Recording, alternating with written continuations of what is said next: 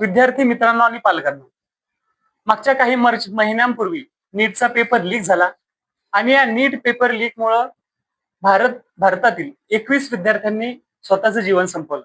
अशातच आता 2 दिवसापूर्वी छत्रपती संभाजीनगर जिल्ह्यातील वैजापूर तालुक्यातील खंडाळा या ठिकाणी नीटची तयारी करत असलेला सूरज शिंदे हा 19 वर्षीय तरुण नीटचा पेपर लीक झाल्यामुळे या तरुणाने देखील आत्महत्या केली. सूरज शिंदे हा या व्यवस्थेचा 22वा बळी ठरला.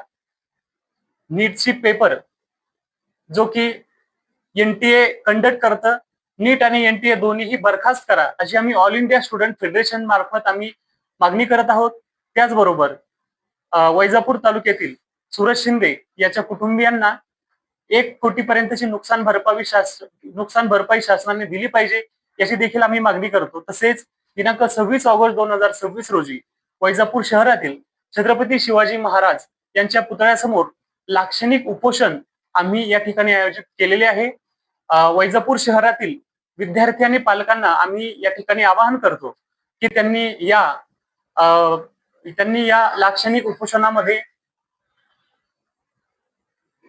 3 ते 5 या वेळेत सहभागी व्हावं आणि आपला सहभाग तिथं नोंदवावा. धन्यवाद.